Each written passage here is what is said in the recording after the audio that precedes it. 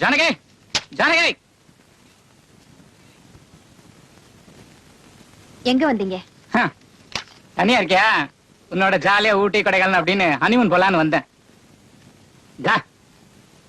இதுல 1 லட்ச ரூபாய் பணம் வச்சிருக்கேன். மரியாதையை எடுத்துக்கிட்டு இந்த விடுதலை பத்திரத்துல ஒரு கையெழுத்து போட்டு விடு. கோர்ட்டு தீர்ப்பு வர வரைக்கும் உங்க கூட ஒரு வார்த்தை பேசக்கூடாதுன்னு எங்க அப்பா சொல்லிருக்காரு. உங்க அப்பனை கேட்டு நான் லவ் பண்ணேன். இந்த பிரச்சனைக்கு ஒரு முடிவு தெரியாம நான் இந்த இடத்த விட்டு போறதா இல்ல. மரியாதையை இதுல ஒரு கையெழுத்து போடு. முடியாது. முடியாது? முடியாது. என்னால கையெழுத்து போட முடியாது. ஐயோ, எங்க அக்கா அடிக்குறாங்க. எங்க அக்கா அடிக்குறாங்க. பொண்ணுடறண்டி வாடி. கையெடுங்க. இது எங்க குடும்ப பிரச்சனை. அது வீட்டுக்குள்ள இருந்த வரைக்கும் வெளியே வந்துட்டீங்களா பொது பிரச்சனை. கையடியா. ஏய் டேய் ஏடுடா டேய். நீங்க கொஞ்சம் உள்ள போறீங்களா? போங்க போங்க போங்க ப்ளீஸ். இத வரேன். ஏய் ஏய் இது வரேன். என்ன அனாவசியமா இதுல தலையிடாத நீ. பாரு, என்ன யாரும் தெரியாம மோதுற நீ. டேய் உன்னை புரிஞ்சுக்கிட்டு தான் நான் மோதுறேன். இப்ப நான் உனக்கு உதவி பண்ண போறேன். புரியல? இந்த அடி உதவுற மாதிரி அண்ணன் தம்பி உதவ மாட்டாங்க. எனக்கு ரொம்ப பிடிச்ச பழமொழி. என்ன யாரும் தெரிஞ்சுக்காம மோதுற நீ. அடிப்ப பொறுப்புல அடிப்ப அடிப்ப அடிப்ப. முன்ன பேர் தெரியாத ஒருத்தன் போட்டு அடிக்கிறான் சார். அடிக்கானா? யாரவன்? எங்க அவன்? அங்க சார், நீங்களா சார்? மணிக்கம் எப்படியா இருக்க? நான் நல்லா இருக்கேன் சார். இங்க லோக்கல்ல தான் சார் இருக்கேன். ஆமா, இங்க என்ன சார் கலாட்டா? ஒண்ணு இல்ல மாணிக்கம், தனியா வீட்டுக்குள்ள இருக்க பொம்பளை கிட்ட கலாட்டா பண்ற? அதானே, காரணம் இல்லாம நீங்க பெல்ட்ட கட்ட மாட்டீங்களா? கிரிமினல்ல புக் பண்ணி 10 வருஷம் ஆகணும் சொல்லியா? டாய். நீ 10 வருஷம் சொன்னல, அப்பவே ஓடி போயிட்டான். இப்ப எங்க சார் இருக்கீங்க? இதுதான் என் வீடு. சார், உங்களை பார்த்து எனக்கு ரொம்ப சந்தோஷமா இருக்கு சார். உங்களை பார்க்கணும், உங்ககிட்ட ஒரு முக்கியமான விஷயம் சொல்லணும்னு ரொம்ப நாளா காத்துட்டு இருந்தேன் சார். சார், நான் ஒரு தப்பு பண்ணிட்டேன் சார். என்னையா சொல்ற? அது இன்னொரு நாளைக்கு தனியா சொல்றேன் சார். நான் வரேன் சார்.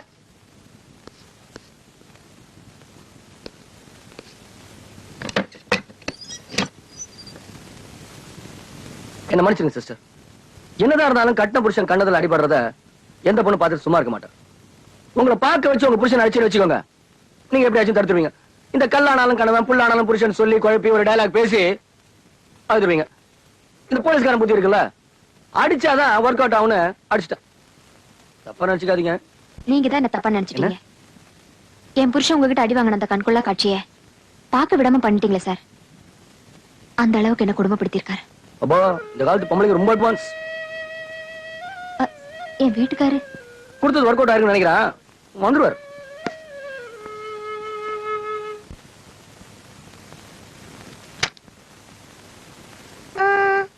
அக்காவோட தாவணி எங்க?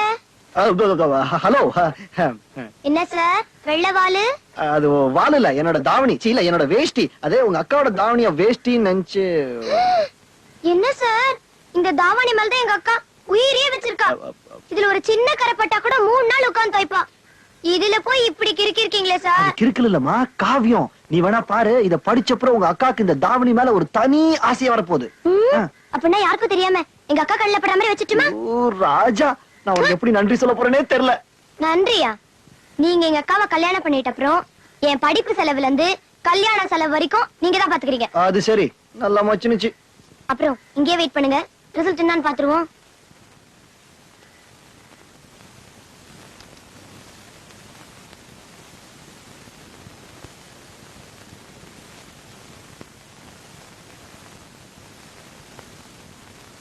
அன்று என் நெஞ்சில் முள் தைத்தாய். வலி எனக்கில்லை, உனக்குத்தான். காரணம், என் நெஞ்சில் நீதானே இருக்கிறாய். இப்படிக்கு அரவிந்த்.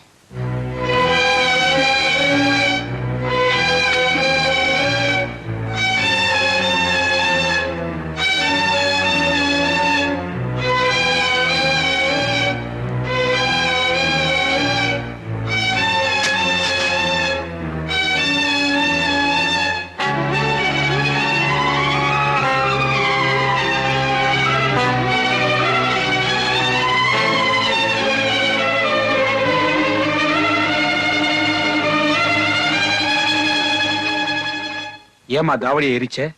தாவணியில அவன் கை பட்டுடுச்சு, அதுக்காக அதை எரிச்சிருந்தா சரி. தப்பி தவறி அவன் சுண்டு வரல உன் மேல பட்டுருச்சுன்னா உடனே தீக்குள் செத்துருவியா? கண்டிப்பா. ஏன்னா எங்க அப்பா என்ன அப்படித்தான் வளர்த்திருக்காரு. எங்க அப்பாவே மாறினாலும் என்ன நான் மாத்திக்க மாட்டேன்.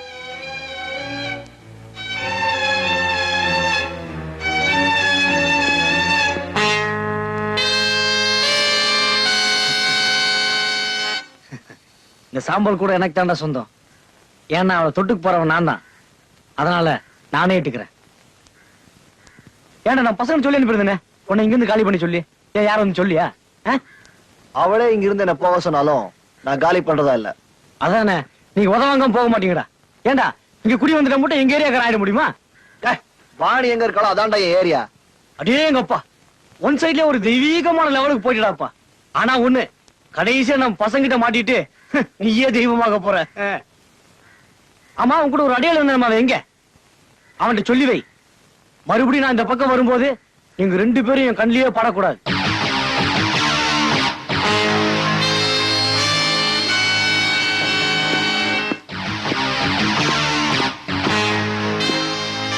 கவலைப்படாதீங்க சார், பையனை மிரட்டிட்டு வந்துட்டேன். சீக்கிரமா காலி பண்ணிடுவோம். இனிமே அதுக்கு அவசியம் இல்ல. அவன் எங்க குடும்பத்துல ஒருத்தன் ஆயிட்டான். இது எங்க குடும்ப விவகாரம். நீங்க அனாவசியம் தலையிட வேண்டாம். குடும்பமா? அன்னைக்கு நீங்க தானே காலி பண்ண சொன்னீங்க. நான் நிறைய வர சொன்னேன். இப்ப போச்சு போயேன். ஐயோ சரி லூசா இருக்கீங்க. ஆமாயா நான் லூசு. நீ பெரிய ரவுடி. இது எங்க காம்பவுண்ட். உன்னை யாரும் எங்க வந்து கல்யாணம் பண்ண சொல்லுது? உன்னால முடிஞ்ச பாத்துக்க போயா. போ. வந்துட்டாரு.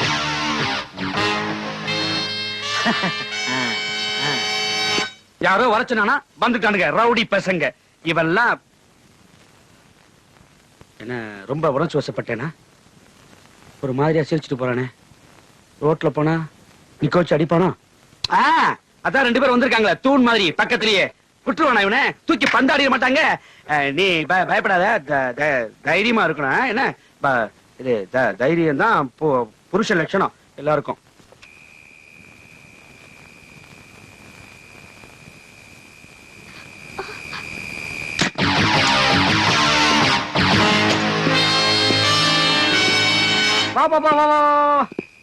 என்ன பாப்பா எங்கடா போயிட்டு வருது? பக்கத்து தெரு பையனோட படம் பார்த்து வருது தலைவா. வீடு எங்க? நம்ம வாணி வீடு இருக்குல்ல, அதே காம்பவுண்ட் தான். இதெல்லாம் கரெக்டா சொல்லுவியே. தேங்க்ஸ் பாப்பா, தேங்க்ஸ். இப்ப நான் கொடுக்க போற முடிவு உனக்கு மட்டும் இல்ல, அந்த வாணி குடும்பத்துக்கு ஒரு பாடமா இருக்கட்டும். புரியல?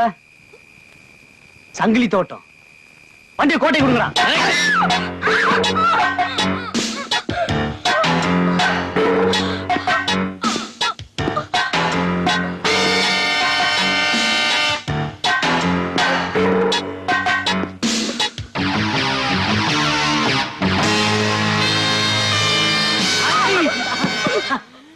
நீ ஆசைப்பட்டவனுக்கே கட்டி வைக்கிறேன்னு சொன்னே தங்கச்சி, அதுக்குள்ள அவசரப்பட்டேம்மா.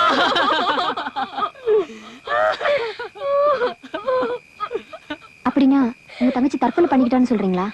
ஆமாங்க, சங்கிலி தோட்டம் கிணத்துதாங்க செத்து கிடந்துச்சு என் தங்கச்சி. கிணத்துல விழுந்து கிடந்தா உடனே தற்கொலை முடிவு பண்ணிருதா? உண்மையிலே அவளா விழுந்தாலும் இல்ல யாராவது தள்ளி விட்டாலும் 4 பேர்ட்ட விசாரிங்கயா. யார் யாரு ஜனங்க மத்தியில அனாவசியமா வதந்தியை பரப்பிட்டு இருக்கிறது? சார் வதந்தியா இல்லையான்னு எங்களுக்கு தெரியல சார். ஆனா எங்க ஏரியால இந்த மாதிரி நடக்கிறது இது ஒண்ணும் புதுசு இல்ல. எந்த படுவாவி இதெல்லாம் செய்யறான்னு எங்களுக்கு தெரியல. தயவு செய்து நீங்க தான் கண்டுபிடிச்சு கொடுக்கணும். ஆமா போலீஸ் வந்தாச்சு, அவங்க பாத்துப்பாங்க. வா.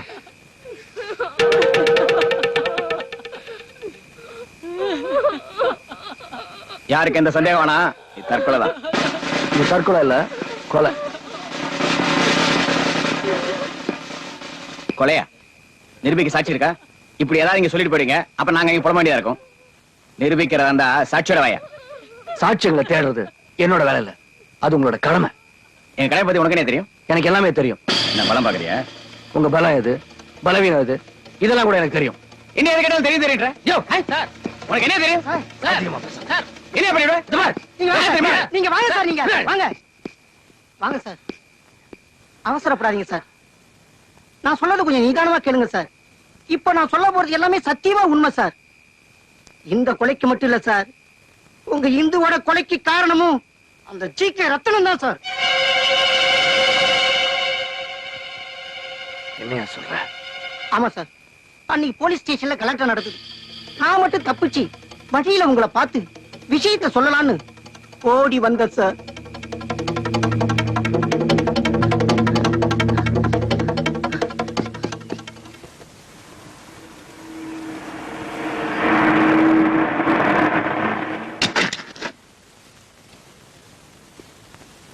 என்னப்பாச்சு எல்லாம் இங்க கிளம்பிட்டீங்க ஏன் அது கலாட்டவா ஊருக்கு புதுசா வந்திருக்கிற இன்ஸ்பெக்டர் நம்ம குடும்பத்தை பிரிச்சு காண்டா. என்ன செஞ்சான் நம்ம பண்ணையில வேலை செய்யற பரதேசி பையலுக்கு உன் தங்கச்சியை கட்டி வச்சுட்டான்டா. இப்ப அவன் எங்க இருக்கான் பொண்ணு மாப்பிள்ளை ஹனிமூன் அனுப்ப போயிருக்கான். அவன் எப்படி இந்த பக்கம் தானே வந்தாகணும். ஏன்னா நம்ம ஊர் வாத்தியார் பொண்ணு இந்துவுக்கு அவனுக்கு நிச்சயதார்த்தம், அதுவும் நம்ம ஊர்லடா. நம்ம வீட்டு பொண்ணு நம்ம கிட்ட இருந்து பிரிச்சுட்டு இந்த ஊர் பொண்ணோட சேர்ந்து வாழ போறானா? அவன் வாழக்கூடாதுடா. அந்த வேலையை நான் செய்யறேன். நான் வந்து போன விஷயம் யாருக்கு தெரிய வேண்டாம். நீங்க போங்க. இதுக்கு பேர் தான்டா புத்திசாலித்தனம். என்ன சொல்ற? ஆமாமா, இனிமே நீங்க இந்த ஊர்ல இருக்கிறது உங்க உயிருக்கே ஆபத்துமா. எதுக்கும் அவரை பார்த்து பேசிட்டு அப்புறம் முடிவு பண்ணலாமே. அவரை நான் பார்த்து பேசிக்கிறேமா. நிச்சயமா உங்க கல்யாணம் நடக்கும். சீக்கிரமா இந்த இடத்த விட்டு போயிடுங்கம்மா. ஆபத்து வரத்துக்குள்ள போயிடுங்கம்மா.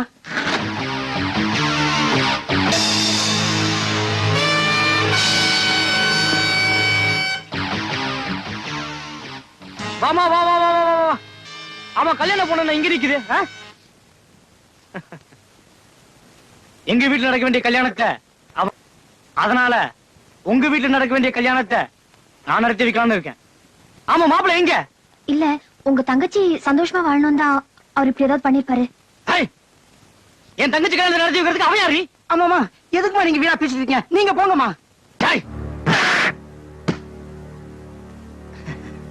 என் தங்கச்சி எப்படி என்கிட்ட இருந்து பிரிச்சானோ அதே மாதிரி அவங்கிட்ட இருந்து இப்ப நான் உன்னை பிரிக்க போறேன். புரியல?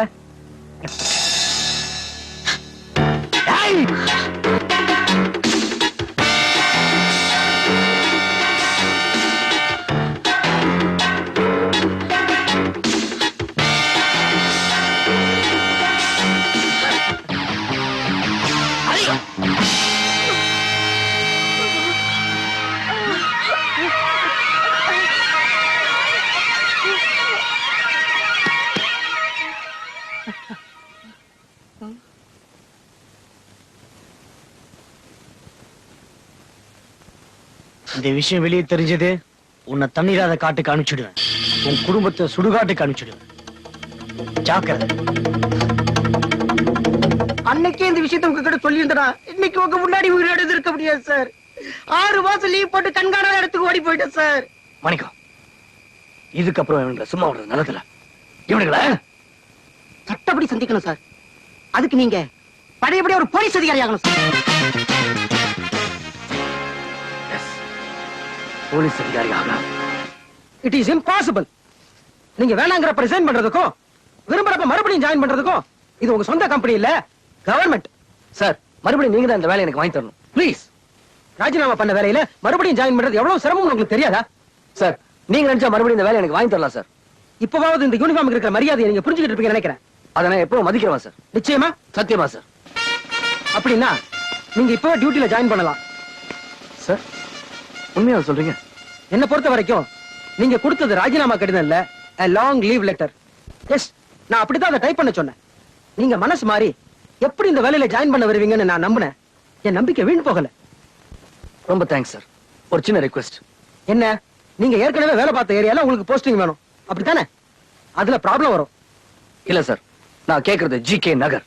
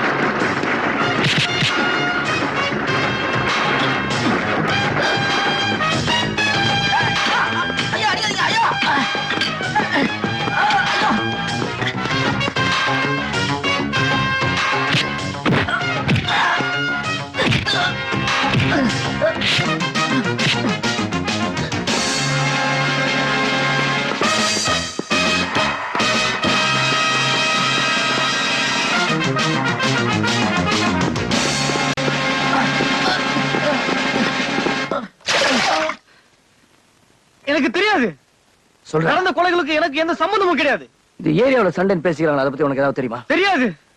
ஏரியா விட்டு ஏரியா வந்து பொண்ணுங்களை லவ் பண்ண உனக்கு பிடிக்காதாம? அது எங்க ஏரியா பொண்ணு கெட்டு போக கூட நான் சொல்றது. கெடுக்கிறதே நீதானடா. அது போய் உண்மையை சொல்ற வரைக்கும் உன்னை விட போறதில்ல. நானும் வெளியே வந்தா போறது கிடையாது. வெளியே விட்டாதனடா. அவர் தான் எதுவும் தெரியாதுன்னு சொல்றாருல சார். அவர் ஏன் சார் சித்திரவதை பண்றீங்க? சட்டப்படி குற்றம் சார். சட்டத்தை பத்தி எனக்கு நீங்க சொல்லி தரீங்களா?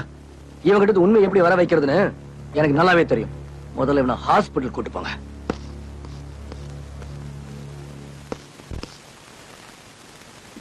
இவன் மறுபடியும் தான் தரார் பண்ணனா? இவன் திருந்த மாட்டான் போல இருக்க. சார் மறுபடியும் அவர் மனைவியோட சேர்ந்து வாழணும்னு ஆசைப்படுறாரு சார். இப்பதான் பொண்டாட்டியோட அருமையை நான் புரிஞ்சுக்கிட்டேன். Very good. Keep it up. ஏய் நில்லு. எங்க இவ்வளவு அவசரமா போற? அப்பா ஒரு கேலண்டர் எடுத்து வர சொன்னாரு. எதுக்கு? முகூர்த்த நாள் இன்னைக்குன்னு பாக்கிறதுக்கு. என்ன விசேஷம்? நிச்சயதார்த்தம். நிச்சயதார்த்தமா? யாருக்கு? உனக்கு. எனக்கா? மாப்பிள்ளை யாரு? அரவிந்த் தான் எங்க வீட்டு மாப்பிள்ளை. அவரை விட நல்ல மாப்பிள்ளை வேற எங்க தேடினாலும் கிடைக்க போறது இல்ல. அதுக்கு உங்க பொண்ணு சமைச்சிட்டால? சம்மதிக்கலனால இந்த கல்யாணம் நடந்தே தீரும்னு அப்பா சொல்லிருக்காரு. ஐயோ கேலண்டர் கொடுக்கணும். பணத்தை பார்த்த உடனே ஏன் இப்படி எல்லாரும் பல்ல இழிக்கிறீங்க?